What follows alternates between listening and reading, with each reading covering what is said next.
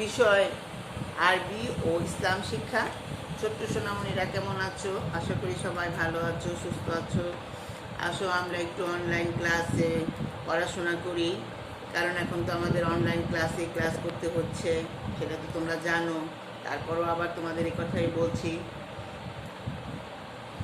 সবাই ক্লাস দেখো, কিছু কিছু দেখো না, এই জন্য ক্লাস অনেকে বুঝতে পারো না। আমরা গত ক্লাসে আমরা পড়েছিলাম অধ্যায় 2, ইসলাম ধর্ম শিক্ষা। এইটা আমরা গত ক্লাসে পড়েছিলাম। আজকেও কিন্তু আমরা এই অধ্যায়ে থাকবো। গত ক্লাসে প্রথমগুলো একটু ভালো করে পড়েছি, দ্বিতীয়গুলো অনেকে হয়তো বা শেখা হয় নাই, এই জন্য আমরা আবার পুনরায় আলোচনা করছি, কারণ আমাদের হাতে এখন সময় আছে। আমরা একটা পড়া 2 দিন 3 দিন পড়ব। আমরা তো শেখার জন্য পড়ছি।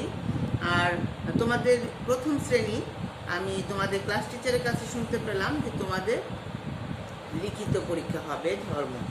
এই জন্য এখন তাহলে আমাদের লেখার প্রতি একটু গুরুত্ব দিতে হবে। হ্যাঁ, আমরা এখন শূন্যস্থান পূরণ অনুশীলনীগুলো একটু ভালো ভালো করে করব, কারণ যেহেতু আমাদের এটা লিখিত হবে। কেজি আর নার্সারিতে মৌখিক, 1 থেকে লিখিত পরীক্ষা। তাহলে আমরা এখন বাসায় লেখার অভ্যাস করব, আর একটু দেখে দেখে বানান যেগুলো কঠিন এগুলো একটু বাসায় বেশি বেশি করে লিখব। তাহলে আমরা এখন আসো পড়ায় মনোযোগ দেই। আমরা গত ক্লাসে পড়েছিলাম ইসলাম ধর্ম শিক্ষা অধ্যায় 2। এই অধ্যায়ের মধ্যে ছিল প্রশ্ন, 20টা প্রশ্ন ছিল। আমি কিন্তু বলেছিলাম যে 20টা প্রশ্ন আমরা কিন্তু একদিনে পড়া দিই, যেহেতু গতকাল আজকে আমার ক্লাস আছে, আবার আগামীকালও কিন্তু আমারই ক্লাস আছে ইসলাম ধর্ম শিক্ষা। এর জন্য আমরা আমাদের সপ্তাহে 2টা-3টা করে ক্লাস থাকে। এই জন্য আমাদের পড়া কিন্তু পুনরায় আলোচনায় বেশি হবে, কারণ আমাদের সিলেবাস তো বেশি না, সিলেবাস তো ছোট। এই জন্য আমরা একটা পড়া বারবার পড়বো। তোমাদের হয়তো বা মনে করতে পারো যে একবার তো করেছি ম্যাডাম, আবার কেন পড়াচ্ছে, কিন্তু এটাই আমাদেরকে পড়তে হবে, এটাকেই ভালোভাবে করে শিখতে হবে। ওই জন্য আমরা এখন লেখার প্রতি একটু বেশি খেয়াল করে পড়ব। যেমন এখানে প্রশ্ন আছে, তোমার আম্মু তোমাকে যদি প্রশ্নটা উপরে একটু লিখে দেয়, তুমি নিচে উত্তরগুলো লিখে ফেলবে, নিজে নিজে উত্তর লিখে ফেলবে। আগে প্রশ্নগুলো লিখবে, তারপরে প্রত্যেকটা প্রশ্নের উত্তর লিখবে। হ্যাঁ, এখন কিন্তু আমরা বারবার বলছি যে উত্তরগুলো লেখার জন্য চেষ্টা করতে হবে। ইসলাম শিক্ষা কি? এখন তুমি মুখে পারো। ইসলাম অর্থ ইসলাম ধর্মের আইন কানুনগুলো মানা। আচ্ছা, তাহলে আমরা ইসলাম আইন কানুনগুলো মানা, এটা আমাকে এখন লিখতে শিখতে হবে, বানান শিখতে হবে। সবচেয়ে বড় কথা, বানান শিখতে হবে। বানান শিখে এইটা লিখতে হবে। যদি তুমি ইচ্ছা করো একবার কিন্তু তুমি দেখে দেখেও লিখতে পারো, কেউ তোমাকে কিছুই বলবে না। একবার তুমি দেখে লেখো, তারপরে তুমি বানানগুলো মুখস্থ করো, তারপরে তুমি না দেখে লিখো। না দেখে লেখার পর তুমি আবার বইয়ের সাথে কারেকশন করে দেখো যে ঠিক আছে কিনা। যেখানে যেখানে ভুল হবে সেখানে সেখানে আবার লিখবে। আচ্ছা, তাহলে আমরা হলো লেখার প্রসেসটা আমি বলে দিলাম কিভাবে করে লিখতে হবে। আমরা যেমন তোমাদেরকে ক্লাসে যেভাবে লিখাতাম, অনেক সময় আমরা বোর্ডে লিখে দিই, তোমরা বোর্ডে থেকে তুলে তারপর উত্তর লিখো। আবার আমরা অনেক সময় বলি, তোমরা লিখো। বিশেষ করে আমরা বোর্ডে, ছোট তো তোমরা, আমরা বোর্ডেই তোমাদেরকে লিখে লিখে শেখাই। আচ্ছা, এখন আমরা দেখো ইসলাম ধর্মের মূল ভিত্তি কয়টি ও কী কী। আমরা মুখে কিন্তু সবাই বলতে পারবে, কটগট করে বলে দিতে পারবে, কিন্তু এখন আমাদের লিখতে হবে যে ইসলাম ধর্মের মূল ভিত্তি 5টি। একটা হচ্ছে কালিমা, নামাজ, রোজা, হজ ও যাকাত। হ্যাঁ, তাহলে আমরা এখন কি করব,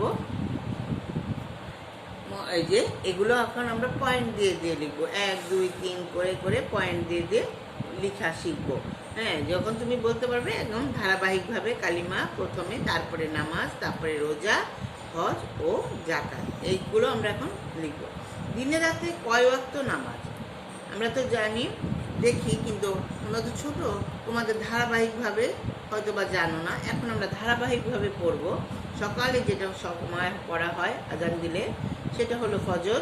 তারপরে হলো দুপুর 12:30 1টার দিকে যে নামাজটা হয় সেটা হচ্ছে জোহর। তারপরে হলো বিকেলের দিকে একজন নামাজ আমরা যখন পড়ি তখন হচ্ছে আসর। আর সন্ধ্যার সময় যে মাগরিবের সময় যে আজানটা দেয় সেটা মাগরিবের ওয়াক্ত। আর লাস্ট রাত যেটা হয় 7:30 8টার মধ্যে, সেটা ঈশা। তাহলে আমরা কিন্তু কোন ওয়াক্ত কোন নামাজ পড়তে হয় এটা যদি তুমি মনে করো তাহলে তোমার ধারাবাহিকভাবে মনে আসবে যে কোনটার পরে কোনটা। হ্যাঁ, মাগরিবের আগে কোনটা, মাগরিবের পরে কোনটা। আমরা যদি শূন্যস্থান লিখে দেই তাহলে কিন্তু তুমি লিখতে পারবে যে কোন নামাজটা, কিন্তু তোমাকে সময় সম্পর্কে জানতে হবে। আমি যদি বলি যে একটা সত্য মিথ্যা যদি বলি যে ফজরের সময় জোহরের নামাজ পড়তে হয়, তাহলে কি তুমি হবে সকালবেলা জোহরের নামাজ হয় না, সকালে হয় ফজরের নামাজ। আবার আমি যদি বলি যে সন্ধ্যার সময় বা বিকেলে এশার নামাজ পড়া হয়, তাহলে তুমি মানবে না, কারণ তুমি তো জানো যে বিকেলবেলা আসরের নামাজ পড়া হয়। তো এরকম করে কিন্তু তোমাকে সত্য মিথ্যা বলে তোমাকে কনফিউশন করা হবে, তুমি যে সঠিক সময় এবং সঠিক নামটা জানো কিনা। এই জন্য এখন কিন্তু আমরা একবারে খুব খেয়াল করে করে আস্তে আস্তে করে সবগুলোর বুঝে বুঝে পড়ব। আচ্ছা, তারপরে একটা আছে ইবাদত অর্থ কী, যে আমরা যে ইবাদত করছি এই ইবাদত অর্থটা কি। এখন তুমি যদি ইবাদত অর্থই না জানো তাহলে তুমি কিভাবে ইবাদত করবে? তাহলে আমাদেরকে আগে জানতে হবে যে ইবাদত অর্থ কি। ইবাদত অর্থ হচ্ছে দাসত্ব করা। এখন তুমি ছোট মানুষ, তুমি দাসত্ব করা কি সেটা জানো না। দাসত্ব করা হলো আমাদেরকে কে সৃষ্টি করেছে? আমাদের সৃষ্টি করেছে মহান রাব্বুল আলামিন। তাহলে আমাদেরকে যে সৃষ্টি করেছে আমরা তার দাসত্ব করব, আমরা অন্য কারো দাসত্ব করব না। আমরা আল্লাহ যেহেতু আমাদের সৃষ্টি করেছেন, এই সুন্দর পৃথিবীতে পাঠিয়েছেন, আমাদের জন্য এত সুন্দর সুন্দর জিনিস সৃষ্টি করেছেন, এই জন্যই আমরা আল্লাহর দাসত্ব করব। এই জন্যই বলেছে ইবাদত অর্থ হচ্ছে দাসত্ব করা। এই জন্য আমরা আল্লাহর দাসত্ব করব। ইবাদত অর্থ হচ্ছে দাসত্ব করা। হ্যাঁ, আচ্ছা, তারপরে হলো দেখো সাওম অর্থ কি। সাওম অর্থ হচ্ছে রোজা। সাওম অর্থ রোজা। এখানে অর্থগুলো তোমাকে জানতে হবে, 4টার অর্থ এখানে আছে। ঈদ অর্থ কি? এই যে আমরা ঈদ পালন করি এর অর্থ কি? ঈদ অর্থ হচ্ছে খুশি। আমরা সারা মাস রোজা রাখার পর একদিন সবাই খুব আনন্দ ফুর্তি করে খুশি করি, মজা করি, নতুন নতুন কাপড় পরি, ভালো ভালো খাবার খাই, সবার সাথে মিলেমিশে খুশি করি, এটাই হচ্ছে ঈদ। আচ্ছা, জাকাত অর্থ কি? জাকাত অর্থ হচ্ছে পবিত্র। আমাদের কম বেশি সবারই কিন্তু সম্পদ থাকে, এই সম্পদকে পবিত্র করার জন্য কি করতে হয়? জাকাত দিতে হয়। তুমি ছোট মানুষ তো একটু কম এটা বুঝতে পারবে, যখন বড় হবে তখন বুঝবে। এবং অনেক সময় পরিবারে দেখবে মা বাবা বা পরিবারের অন্যান্য যারা আছে তারা কি করছে, ঈদের সময় গরিবদের মাঝে কাপড় চোপড় দিচ্ছে, টাকা দিচ্ছে, খাদ্য সামগ্রী কিনে দিচ্ছে, বাড়ির অনেক সময় ঘর দোর তৈরি করে দিচ্ছে। এগুলো কি হচ্ছে? এগুলো হলো জাকাতের টাকা দিয়ে করে দিচ্ছে, জাকাত দিচ্ছে। যে সম্পদ আছে সেই সম্পদের উপরে জাকাত দিচ্ছে।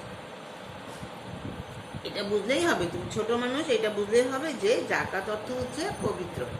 আচ্ছা, তাহলে আমাদের জাকাত কাকে বলে? এই দেখো এখনই এখানে লেখা আছে যে জাকাত কাকে বলে। ধন সম্পদের 40 ভাগের 1 ভাগ আল্লাহর আদেশ মতো দান করাকে জাকাত বলে।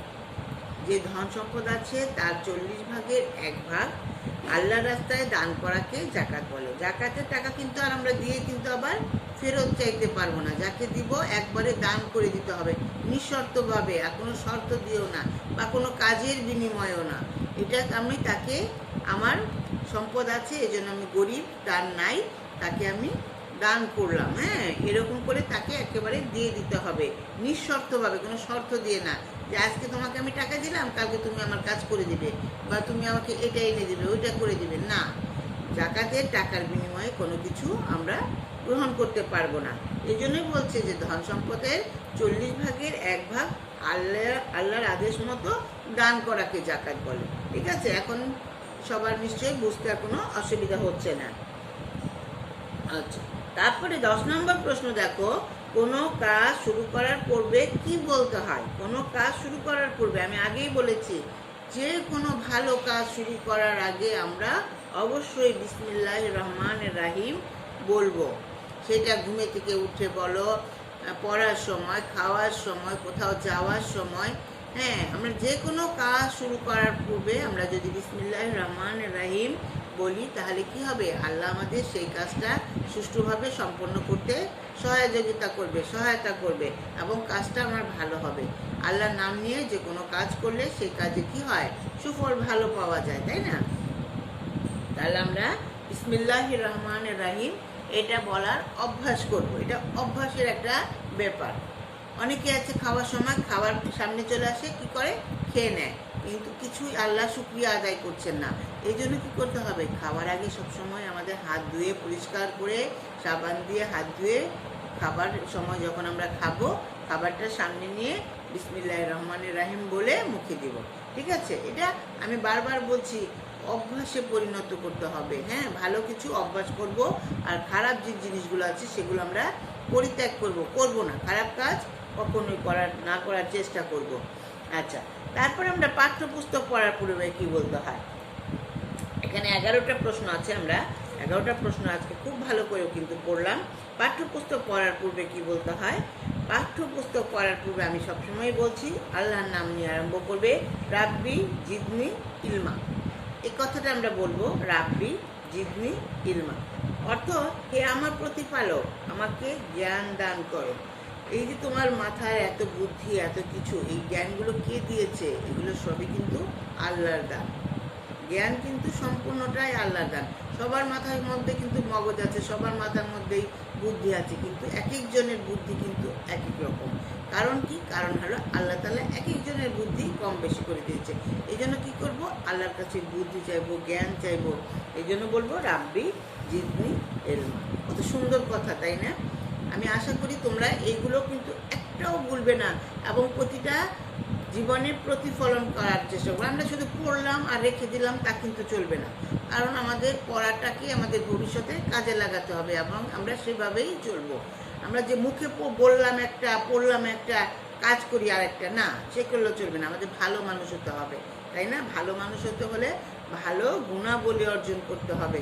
প্রত্যেকটা মানুষের মধ্যে কিন্তু মনুষ্যত্ব আনতে হবে, মানুষের মতো মানুষ হতে হবে। আর তোমরা তো ছোট মানুষ, তোমাদের যা শিখাবো ভালো জিনিস, আশা করি তোমরা সেটাই শিখবে। ঠিক আছে? আজকে কিন্তু আমরা খুব ভালো করে পড়েছি। আশা করি এই প্রশ্নগুলো সবার মুখে মুখে শেখা হয়ে গেছে। এখন শুধু লিখে লিখে অভ্যাস করতে হবে। ঠিক আছে? আজকে এখানে শেষ করছি। আল্লাহ হাফেজ।